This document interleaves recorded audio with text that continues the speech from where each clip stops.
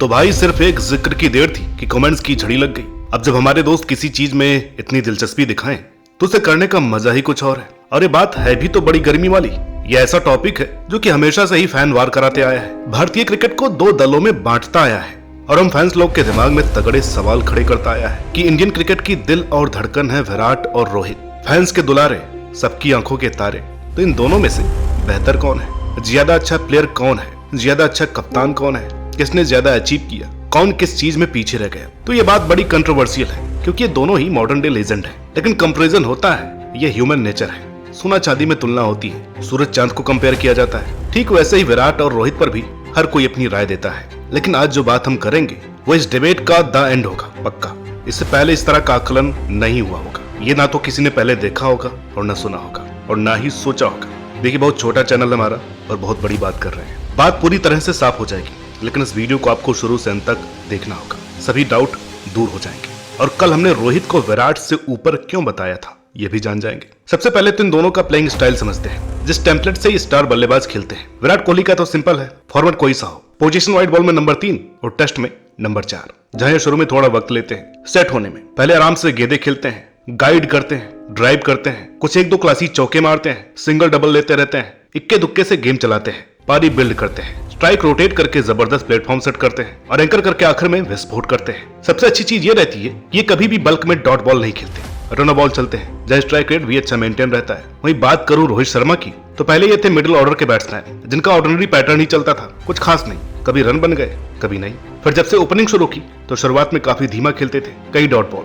कुछ loose ball में boundary लगाते और आखिरी में ताबड़तोड़ विस्फोट। अपने करियर के अधिकतर समय इन्होंने यही टेम्पलेट फॉलो किया। अधिकतर रन बाउंड्री से बटोरे और छक्के तो ये बड़े आराम से मारते, कोई दिक्कत और तकलीफ ही नहीं। लेकिन जब ये कप्तान बने तो सब कुछ बदल गया। टीम के लिए हर चीज, खुद के बारे में सोचना छोड़ दिया, अल्ट्रा एग्रेसिव खेलना शुरू किया, पहली बॉल से ही अटैक और जीतने की एफर्ट्स। अब इसीलिए तो फैंस इन्हें हिटमैन कहते हैं। बात करते हैं रिस्क फैक्टर की, तो विराट है रिस्क फ्री, न तो कोई उल्टे सीधे शॉट खेलते हैं और न ही कभी आपको पैनिक करते दिखेंगे। अगर आखिरी ओवरों में 15 से भी ऊपर का रन रेट हो तो भी अपने ऑर्थोडॉक्स गेम से उसे चेज करने का दमखम रखते हैं, या आपको ग्राउंडेड खेलकर भी तेजी से रन बना करके दे सकते हैं, जो कि एक बहुत ही रेयर क्वालिटी है। लेकिन शर्म तो इस बात पर आती है कि आजकल लोग उसी से जलकर इन्हें T20 से बाहर करना चाहते हैं। रोहित का गेम बहुत ज्यादा रिस्की है। 2023 वर्ल्ड कप उसका परफेक्ट एग्जाम्पल रहा है, जहाँ ये पहली बॉल से ताबड़तोड़ अटैक करते दिखे। टीम कोई भी रही, बॉलर कोई भी रहा, इन्होंने अटैक करना नहीं छोड़ा, फाइनल में भी नहीं। लेकिन ऐसी गेम में पंगा यही रहता है कि चाहे तो आप आखिरी तक खेल जाएं, वरना पहली बॉल पर भी आउट हो जाएं। रोहित की गेम बहुत मुश्किल है क्योंकि जो शॉट ये खेलते हैं वो देखने में बहुत आसान लगते हैं लेकिन होते नहीं, और जब मूड में होते हैं तो इन्हें रोकना इम्पॉसिबल है। अगर बिग हिटिंग की बात हो तो उसमें रोहित काफी आगे है। किसी भी ओवर में किसी भी बॉलर को मुश्किल बॉल पर आराम से छक्का जड़ सकते हैं। इन्हें मोमेंटम बदलने के लिए एक ही ओवर काफी है। वहीं विराट की गेम चलाने वाली है क्योंकि इन पर बहुत जिम्मेदारी रहती है। ये आपको छक्के कम लगाते दिखेंगे। अब ऐसा नहीं कि लगा नहीं पाते, बल्कि तब लगाते हैं जब सिचुएशन डिमांड करे। दोनों ही नेचुरल स्ट्रोक प्लेयर है। अब बात करें इनके ऑरा की, तो जब रोहित खेलते हैं तो बॉलर्स को खौफ रहता है क्योंकि ये कब किसे पकड़ करके कूट दें कुछ पता नहीं है। ये बेहद खतरनाक और ताबड़तोड़ बल्लेबाज है। इनके रहते आप कभी रिलैक्स नहीं कर सकते क्योंकि जब तक रोहित क्रीज पर होते हैं गेम आपके हाथ में नहीं रहती है। वहीं विराट की मार दिखती कम है, दुखती ज्यादा है। सामने वाली टीम हमेशा कंफ्यूज रहती है कि किस तरीके से इनके रन रोके। अब रोहित के लिए तो आप बाउंड्री पर खड़ा कर सकते हैं ये सोच करके कि कोई मिस टाइम हो गया तो कैच कर लेंगे, लेकिन ये ना तो आपको उड़ाते देखेंगे और ना ही सर्कल में फंसते। हल्के हल्के गैप से भी चौके मारने में माहिर है।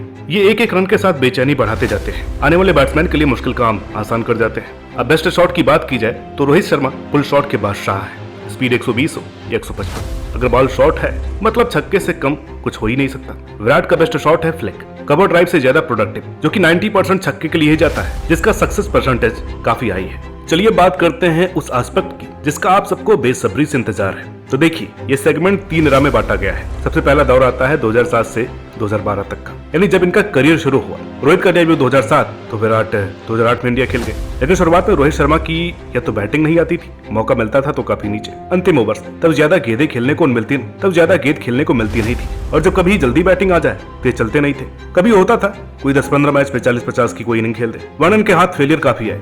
ये अच्छे स्टार्ट फेंकते गए, जिसका परफेक्ट एग्जांपल था 2008, जब 28 मैच में महज 532 रन बनाए थे और 2010 में इनके बल्ले से पहला शतक आया। उस वक्त उनके टैलेंट की बहुत चर्चाएं होती थी, लेकिन परफॉर्मेंस ईद के चांद की तरह होता था। बहुत मौके मिलने के बाद भी खुद को एस्टैब्लिश नहीं कर पाए। मुकाबला था सिर्फ एक स्पॉट का। यही कारण है कि 2011 के ओडीआई वर्ल्ड कप में विराट कोहली बाजी मार गए और ये ड्रॉप हो गए, जिसका मलाल इनके दिल में आज तक है। इसके बाद इन्हें कुछ मैच खिलाए गए। 28 मैच में इनका एवरेज 55 से भी ऊपर था, लेकिन 2012 इनके करियर का सबसे लो पॉइंट था, सबसे बुरा समय, जहां इन्होंने 14 मैच खेले, एवरेज केवल 12.92 का। अब इससे घटिया कुछ हो ही नहीं सकता था। हर कोई उस वक्त मान चुका था कि इनका करियर खत्म हो चुका है। जो बंदा टैलेंटेड होने के बावजूद रन नहीं बना पाता, जिसकी बॉडी लैंग्वेज ढीली सी है, जिसमें दूर दूर तक कोई क्लैरिटी, कोई एग्रेशन नहीं दिखता हो, अब वो आगे जाकर के क्या ही कर लेगा। डिजास्टर। पहले कम से कम 20-25 का एवरेज था, लेकिन इससे खराब कुछ नहीं था। उस वक्त कंसिस्टेंसी शब्द इनकी डिक्शनरी में था ही नहीं। इस दौरान कभी ढंग से इनका टैलेंट सामने आ ही नहीं पाया। अब दूसरी तरफ विराट की बात करें तो एग्रेशन कूट कूट करके भरा था इनमें। जितने मौके मिले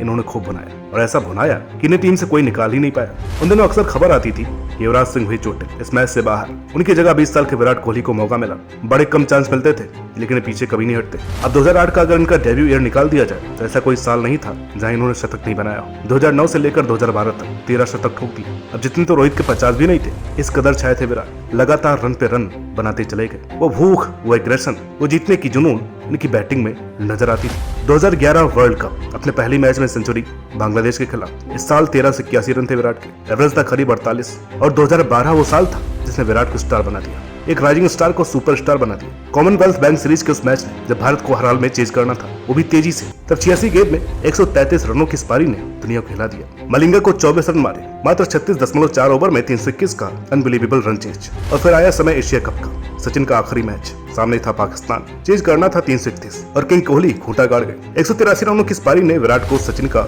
ऑफिशियल उत्तराधिकारी बना दिया। वो रन मशीन जिसे सचिन के आखिरी मैच में मानो उनसे कुछ दिव्य शक्तियां मिली। 68 के हैवी एवरेज से ये तबाही मचाते चले गए। लगातार दूसरे साल 1000 प्लस रन ओडीआई क्रिकेट पे। तो ये बात थी ओडीआई क्रिकेट की, जब विराट के आसपास कोई भी नहीं था और रोहित तो अपने आप को ठीक से अप्लाई ही नहीं कर पाए। प्रूव करना तो दूर की बात थी। अगर टी20 की बात हो तो विराट ने 2010 और 11 में कुछ खास मैचेस नहीं खेले थे। हाँ, 2012 में खेले। वर्ल्ड कप में भारत के टॉप स्कोरर भी थे, और वो भी कंसिस्टेंसी के साथ, लेकिन स्ट्राइक रेट अभी कम था। इस मामले में विराट अभी भी पीछे थे। बात करें रोहित की तो 2007 से 2012 तक हर साल कम से कम एक टी20 तो खेला ही। डेब्यू तो वर्ल्ड कप में ही किया, मगर पहली पारी खेली थी साउथ अफ्रीका के खिलाफ, बेहद मुश्किल मैच में। टॉप ऑर्डर फ्लॉप, मैच हमारे हाथ में नहीं था, तब इन्होंने जबरदस्त 50 लगाई। फिर पाकिस्तान के खिलाफ फाइनल में वो कैमियो, रातों रात स्टार बन गए। टी20 में कुछ अच्छी पारियां भी खेल रहे थे, उतना अच्छा भी परफॉर्मेंस नहीं था, लेकिन रन बना रहे थे। कंसिस्टेंसी कुछ कम, लेकिन स्ट्राइक रेट अच्छा था। कुल मिलाकर के टी20 में विराट से एक कदम आगे थे, मगर ओडीआई में बेड़ा गर्क था और टेस्ट में अभी तक डेब्यू नहीं हुआ था। हो सकता था, मगर इंजरी को मंजूर नहीं था। विराट का कोई मुकाबला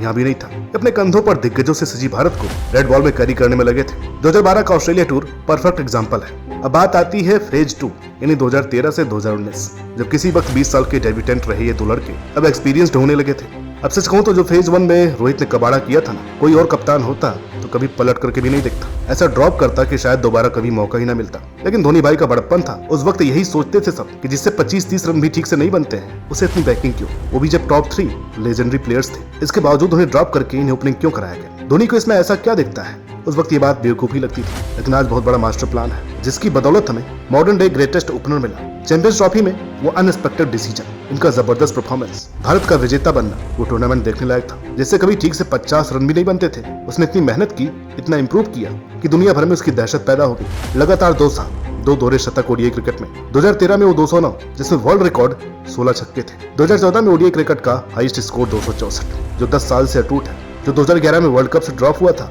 वो 2015 वर्ल्ड कप में 330 रन बनाकर भारत के लिए सेकंड टॉप स्कोरर था। 2017 में श्रीलंका के खिलाफ 208 रन ठोक दिए, एक और दोहरा शतक। इस फेज में रोहित से खूंखार ओपनर कोई नहीं था। नाम सोचना पड़ता था कुछ बोलने से पहले, क्योंकि इस दौरान इन्होंने जो कुछ भी अचीव किया एक सपने सा था। 2019 वर्ल्ड कप, रोहित की पीक, एक वर्ल्ड कप में वो 5 शतक, जो कि आज भी रिकॉर्ड है। 2019 वर्ल्ड कप के टॉप स्कोरर थे रोहित, 648 रन। मतलब जितना कोई हवा में उड़ सकता है ऊपर, उस दौर में रोहित की गेम, उनकी रन, उनकी परफॉर्मेंस, उनका एटीट्यूड उतनी ही हाइट पर गया, जिसका कोई मुकाबला नहीं था। 2013 से लेकर 2019 तक कभी इनका एवरेज 50 से नीचे नहीं आया। 2 बार 70 प्लस रहा, तो एक बार 60 भी क्रॉस किया। 2017 से 19 ये 3 साल कुछ ऐसे थे जब इन्होंने ओडीआई में 1000 प्लस रन बनाए एक साल में। इस दौरान 135 ओडीआई में 26 शतक निकले थे, जिसमें 3 दोहरे शतक थे, और दुनिया में सर्वाधिक 150 प्लस स्कोर भी इन्हीं के बने, कुल 8 केवल इन 7 सालों में। अब दूसरी तरफ बात करें विराट की, तो ये अलग ही लेवल पर थे, किसी के रोके रुक ही नहीं रहे थे। इनको आउट करने के लिए रास्ते सोचने पड़ते थे। ओडीआई क्रिकेट में इनसे बड़ा कोई खिलाड़ी समय नहीं था। एबी डिविलियर्स जो कि किसी समय नंबर 1 बैट्समैन थे,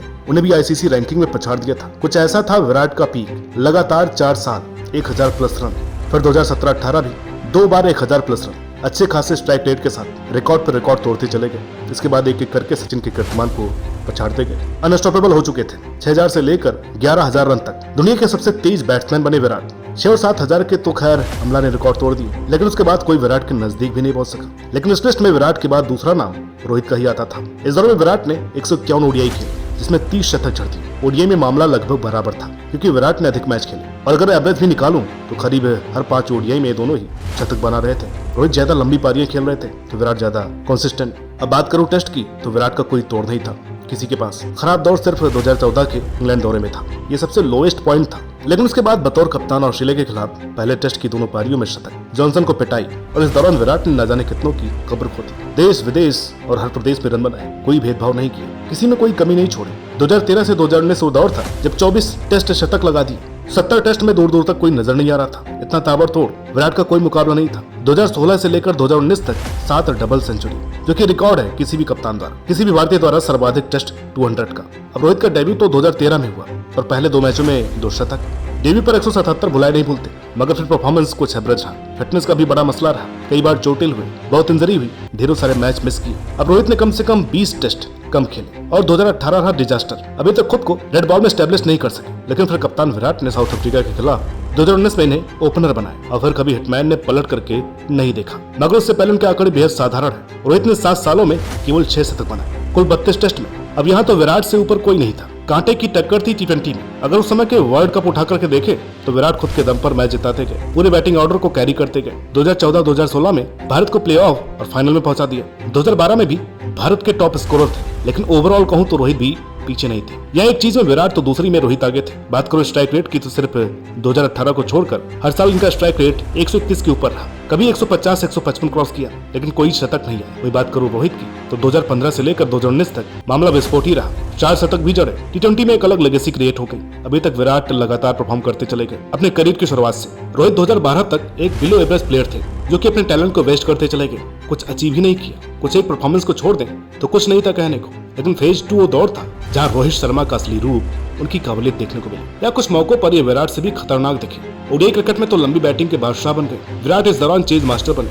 उनकी एग्रेशन और उस आग को झेल पाना मुमकिन नहीं था। T20 में रोहित एक कदम आगे, लेकिन टेस्ट में विराट कोसों दूर थे। लेकिन फेज 3 में सब कुछ उथल पुथल हो गया। 20 साल के वो 2 टैलेंटेड लड़के देखते ही देखते कब इतने तगड़े प्लेयर बन गए पता ही नहीं चला, और 30 प्लस होकर अब वो मोस्ट सीनियर प्लेयर बन गए। 2020 से 2024 ओडीआई क्रिकेट में विराट की चमक कुछ फीकी होने लगी। वो स्टार्ट को बड़े स्कोर में तब्दील नहीं कर पाए, और 2022 में तो करियर का सबसे खराब एवरेज रहा, मैच 27। हालांकि यहाँ उनके बल्ले से शतकों का सूखा भी खत्म हुआ बांग्लादेश के खिलाफ, लेकिन फेलियर बहुत रहा। मगर पिछले साल वापस से विराट के जलवे दिखे। 72 का एवरेज, 99 का स्ट्राइक रेट, 1377 रन, सबसे तेज 12 और 13,000 ओडीआई रन। इतने हैवी फेलियर के बाद इनका कमबैक लाजवाब था। मगर जो रोहित ने किया उसके लिए दम चाहिए था। एक एंकर को, जो कि शुरू में हमेशा वक्त लेकर के डीप में जाता, अंत में विस्फोट करता, उसने अपनी पूरी गेम बदल दी। टीम के लिए क्या कुछ नहीं किया, अल्ट्रा अग्रेसिव खेलना शुरू कर दिया पहली बॉल से। एवरेज, स्ट्राइक रेट सब बेस्ट, और पिछले साल बाउंड की औसत से 1255 रन, करियर बेस्ट 117 के स्ट्राइक रेट के साथ, जिसने हर फैन का दिल जीत लिया। इस बीच जिस लड़के ने 4th स्लोएस्ट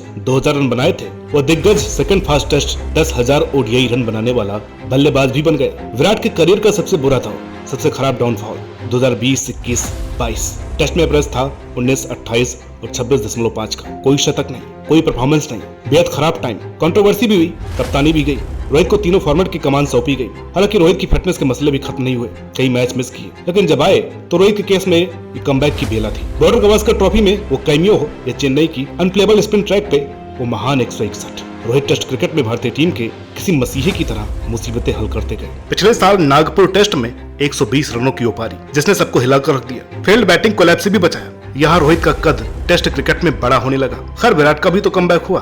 पिछले साल 2 शतक लगाए और 186 की अहमदाबाद मास्टर क्लास भी दिखी, लेकिन वो भरोसा अब बैटिंग में मिल नहीं रहा था। ये अच्छे स्टार्ट अब फेंक रहे थे, उतने रन नहीं बना रहे थे। जिस विराट कोहली को हम देखते आए हैं, ये विराट नहीं थे जो हर माइलस्टोन के बाद गाली देते हुए ताबड़तोड़ फील्ड पे सेलिब्रेट करते, बिंदास अग्रेसिव रहते, जिसका गेम और नेम दोनों ही आगे रहता था। चाहे अब रन आ रहे थे, लेकिन वो थ्रेट कहीं लुप्त हो चुकी थी। अब विराट कम बोलते, चुपचाप रहने लगे और वो खामोशी चुभती है। रोहित ने तो खैर इंग्लैंड टूर पर भी रन बनाए, अच्छे खासे 2 शतक। इस फेज में टेस्ट क्रिकेट में रोहित कहीं आगे है। ओवरसीज सेंचुरी से भी खुद को प्रूव किया, बैटिंग में काफी सुधार किया। द टेस्ट बैट्समैन काफी आगे निकल गए। बात करें टी20 की तो 2023 में इन्होंने कोई मैच नहीं खेला, लेकिन 2021 टी20 वर्ल्ड कप में विराट की बैटिंग फीकी रही। 22 में रोहित फ्लॉप, लेकिन ओवरऑल देखें तो कहर दोनों का था। मेलबॉर्न वाला मैच जो विराट ने जिताया, उसने उस लेजेंड को अल्ट्रा लेजेंड बना दिया और रोहित ने ही अप्रोच चेंज करके दिखाया, उसने उन्हें महान बना दिया। इस साल भी 2 डक के बाद वो सेंचुरी देखने लायक थी। तो ये बात थी दोनों की एज ए प्लेयर। ओवरऑल अगर विराट की अचीवमेंट देखें तो बाकी सब कम ही देखेगा,